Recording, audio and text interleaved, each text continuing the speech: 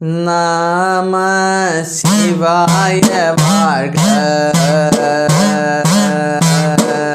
நாதந்தே பாதம் வாழ்க. நம சிவாய வாழ்க. நாதந்தே பாதம் வாழ்க. മാണിക്യവാചകസ്വാമിയുടെ തിരുവാചകത്തിലെ ആനന്ദ പാരവശ്യത്തിലെ അവസാനത്തെ 3 പാടലുകൾ നമുക്ക് നോക്കാം. നിന്നോട് പ്രേമമാർന്നു മിഴുനീർ തൂകിയില്ല, അഗ്നിയിൽ മെഴുകായി പൊന്നൊത്തു മിന്നിയിടുന്ന നിന്നുടെ കടൽ കണ്ട് തൊഴുതു പിന്തുടർന്ന നിന്നുടെ ഭക്തന്മാരെ പിന്തുടർന്നതുമില്ല. ജന്മമേ പാഴാക്കി ഞാൻ എவ்விധം കടൽ തൊഴും. ജന്മമേ പാഴാക്കി ഞാൻ, എൻ്റെ ജന്മത്തെ ഞാൻ ഇതേവരെ പാഴാക്കി എவ்விധം കടൽ തൊഴും. എങ്ങനെയാണ് നിൻ്റെ പാദങ്ങളിൽ എനിക്ക് എത്തിച്ചേരാൻ കഴിയുക? ഇതേവരെയുള്ള എൻ്റെ ജന്മങ്ങൾ പാഴായിരുന്നു. കാരണം നിന്നെക്കുറിച്ച് ചിന്തിക്കാതെ, നിന്നെ സ്നേഹിക്കാതെ, നിന്നെ പ്രേമിക്കാതെ ഞാൻ കഴിഞ്ഞുകൂടി. നിന്നോട് പ്രേമമാർന്ന് മിഴിനീർ തൂകിയില്ല. നിന്നെ സ്നേഹിച്ച് ആ മഹാസ്നേഹത്തിൽ ഞാൻ കണ്ണുനീർ വാർത്തതുമില്ല. ഭക്തിയുടെ പാരവശ്യത്തിൽ ഭക്തൻ ധാരമുറിയാതെ ശിവസ്നേഹത്താൽ കണ്ണീർ പൊഴിയാറുണ്ട്. അങ്ങനെ തീവ്രമായ പ്രേമമൊന്നും എനിക്ക് നിന്നോട് ഇതേവരെ തോന്നിയില്ല. അതുകൊണ്ട് എൻ്റെ കണ്ണിൽ നിന്ന് ആ ഭക്തിയുടെ ആനന്ദ ബാഷ്പങ്ങൾ പൊഴിഞ്ഞതുമില്ല. അഗ്നിയിൽ മെഴുകായി പൊന്നൊത്തു മിന്നിയിടുന്ന നിന്നുടെ കടൽ കണ്ട് ഞാൻ തൊഴുതു പിന്തുടർന്ന നിന്നുടെ ഭക്തന്മാരെ പിന്തുടർന്നതുമില്ല. അഗ്നിയിൽ മെഴുകായി ഞാൻ ഉരുകിയില്ല. അഗ്നിയിൽ മെഴുക് എപ്രകാരമാണോ പെട്ടെന്ന് ഉരുകുന്നത്, അതുപോലെ നിൻ്റെ സ്മരണയിൽ എൻ്റെ ഹൃദയം പ്രേമം കൊണ്ട് ഉരുകിയില്ല. കാരണം എൻ്റെ മനസ്സ് അത്രമേൽ കല്ല് പോലെയുള്ള കഠിന ഹൃദയനായിരുന്നു ഞാൻ. അതുകൊണ്ട് നിന്നോടുള്ള പ്രേമത്താൽ മെഴുക് പോലെ ഞാൻ ഉരുകിയില്ല. പൊന്നൊത്തു മിന്നിയിടുന്ന നിന്നുടെ കടൽ കണ്ട്, പൊന്നുപോലെ പ്രകാശമാനമായ ജാജുല്യമാനമായ നിൻ്റെ പാദം കണ്ട് ഞാൻ തൊഴുതുമില്ല. എന്നാൽ നിൻ്റെ അടിയന്മാർ ആ കടലിണ തൊഴുത് നിൻ്റെ ജീവിതവുമായി അലിഞ്ഞു ചേർന്നവരാണ് നിൻ്റെ അടിയാന്മാർ. ആ അടിയാന്മാരെ ഞാൻ പിന്തുടർന്നതുമില്ല. ശിവ അടിയാന്മാരെ, ശിവഭക്തന്മാരെ ഞാൻ പിന്തുടർന്നുമില്ല.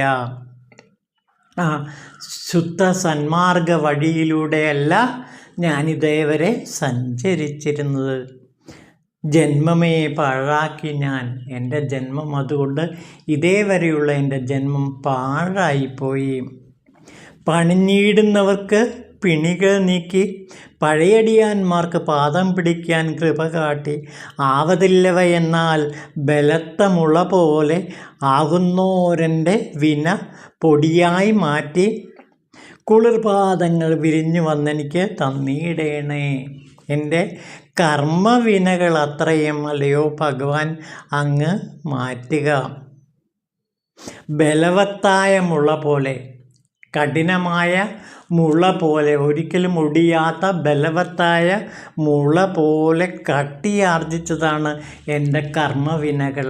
എൻ്റെ കർമ്മവിനകൾ അങ്ങ് മുള പോലെ ശക്തിയാർന്നതാണ്. ആ ശക്തിയാർന്ന ആ കർമ്മവിനകളെ നീ പൊടിയാക്കി മാറ്റുക, പൊടിച്ച് മാറ്റുക, നിറയെ ഇല്ലാതാക്കി മാറ്റുക, അതിനെ അപ്രത്യക്ഷമാക്കുക. ആ കനമുള്ള മുള പോലെയുള്ള ആ എൻ്റെ കർമ്മവിനകളെ മുഴുവനും പൊടിച്ച് നശിപ്പിച്ച് നീ ഇല്ലാതാക്കുക. അങ്ങനെയുള്ള നിൻ്റെ പാദങ്ങൾ വിരിഞ്ഞ് എനിക്ക് തന്നിടണേ. അങ്ങനെ കർമ്മവിനകൾ അത്രയും തീർക്കുന്ന അല്ലയോ ഭഗവാൻ, അവിടുത്തെ പാദങ്ങൾ എനിക്ക് നൽകണമേ. പണിഞ്ഞിടുന്നവർക്ക് പിണികൾ നീക്കി പഴയടിയാന്മാർക്ക് പാദം പിടിക്കുവാൻ കൃപ കാട്ടുന്നു. അപ്പോൾ പണിഞ്ഞിടുന്നവർക്ക്, നിരന്തര ഭക്തിയുള്ളവർക്ക് അവരുടെ പിണികളെയെല്ലാം, അവരുടെ ശരീരബോധത്തെയും അവരുടെ മായാബന്ധങ്ങളെയും ആണവമലത്തെയും പൂർണ്ണമായി മാറ്റി ആ അടിയാന്മാർക്ക് നിൻ്റെ പാദം നൽകി നിന്നോട് ചേർക്കാൻ ആ ദാസന്മാരെ നീ അനുവദിക്കാറുണ്ടല്ലോ. അതേപോലെ എൻ്റെ കർമ്മവിനകളും മാറ്റി എന്നെയും അല്ലയോ ഭഗവാൻ അവിടുന്ന് ഉൾക്കൊള്ളണമേ. അങ്ങയുടെ പാതാരവിന്ദങ്ങളിൽ അലിഞ്ഞു ചേരാൻ അല്ലയോ ഭഗവാൻ എന്നെ അനുഗ്രഹിക്കണമേ. അപ്പോൾ കർമ്മത്തിൻ്റെ വിന മാറ്റുക എന്നുള്ളതാണ് ഇവിടുത്തെ പ്രധാന കാര്യം. കർമ്മത്തിൻ്റെ വിന എങ്ങനെയാണ്? ബലവത്തായ മുള പോലെയാണ്. അതിനെ പൊടിയാക്കണം. അതിന് ആര് മാത്രമേ സഹായമുള്ളൂ? ശിവഭഗവാന് മാത്രമേ കഴിയൂ. ആ ശിവഭഗവാൻ അല്ലയോ ഭഗവാനെ അവിടുന്ന് എൻ്റെ കർമ്മവിനകളെ മുഴുവനും ഇല്ലാതാക്കണമേ. കുമാരനാശാൻ പാടുന്നുണ്ട്, ജന്തുവിന് തുടരുന്നു വാസനാബന്ധമിങ്ങുടൽ വീഴുവോളം. മരിക്കുന്നവരെ ഈ കർമ്മവിനകളും ജന്തുവാസനകളും നമ്മെ പിന്തുടർന്നുകൊണ്ടേയിരിക്കുന്നു. ഇതാണ് മനുഷ്യൻ്റെ ദുരന്തത്തിന് കാരണം. ഈ വിനകളും ജന്തുവാസനകളും എപ്പോഴും ഒരു മനുഷ്യനെ നിരന്തരം വേട്ടയാടിക്കൊണ്ടിരിക്കുന്നു. ആ വേട്ടയാടുന്ന അവസ്ഥ കൊണ്ട് അവൻ തീരാ ദുഃഖത്തിൽ പെട്ട് കഴിയുകയും ചെയ്യുന്നു. അങ്ങനെ കർമ്മവിനകളെയും ജന്തുവാസനകളെയും അല്ലയോ ഭഗവാൻ അവിടുന്ന് മാറ്റിത്തരണമേ. ശിവഭജനത്തിലൂടെ, ശിവഭക്തിയിലൂടെ, ശിവപൂജയിലൂടെ, ശിവധ്യാനത്തിലൂടെ ഈ സന്മാർഗ വഴിയിലേക്ക് പ്രവേശിക്കാൻ ഒരു സാധകന് കഴിയുന്നു. ഇനി അവസാനത്തെ പാടൽ നോക്കൂ. ഞാനുമെൻ നെഞ്ചും പൊയ്യാം, നിന്നിലൻ പ്രേമം പൊയ്യാണെങ്കിലും വിനയാർന്നോൻ കേഴുക നേരാം നിന്നെ തേനേ കരിമ്പിൻ ചാറേ അമൃതേ മധുരിക്കുന്നോനെ കനിഞ്ഞിടണേ ഞാൻ നിന്നോടൊത്തു ചേരാൻ. അല്ലയോ തേനേ, അല്ലയോ കരിമ്പിൻ നീരേ, അമൃതമേ, മാധുര്യമേ, നീ എന്നോട് കരുണ കാണിച്ച് നിന്നോടൊത്തു ചേരാൻ എന്നെ അനുഗ്രഹിച്ചാലും എൻ്റെ അവസ്ഥ എന്താ? ഞാനുമെൻ നെഞ്ചും പൊയ്യാം. ഞാനും എൻ്റെ ഹൃദയവും പൊയ്യാണ്, മിഥ്യയാണ്. ഞാനിവിടെ മായാജാലത്തിൽപ്പെട്ട് കിടക്കുകയാണ്. എൻ്റെ നെഞ്ച് കർമ്മവിനകളിൽപ്പെട്ട് നശിച്ചു കൊണ്ടിരിക്കുന്നു. അതുകൊണ്ട് നിന്നിലൻ പ്രേമം പൊയ്യാണെങ്കിലും, നിന്നോടുള്ള പ്രേമത്തിലും ഈ പൊയ്യാണ് അനുഭവപ്പെടുന്നെങ്കിലും, നിന്നോടുള്ള പ്രേമവും കേവലം ബാഹ്യമാണ് എങ്കിലും വിനയാർന്നോൻ കീഴിൽ ഈ കർമ്മവിനകൾ കൊണ്ട് കഷ്ടപ്പെടുന്ന ഒരുത്തൻ ശിവഭക്തി കൊണ്ട് കേഴുമ്പോൾ അല്ലയോ ഭഗവാൻ അവിടുന്ന് എപ്പോഴും രക്ഷയ്ക്കെത്തുമല്ലോ. അത്രയ്ക്ക് കാരുണ്യവാനാണ് ശിവൻ.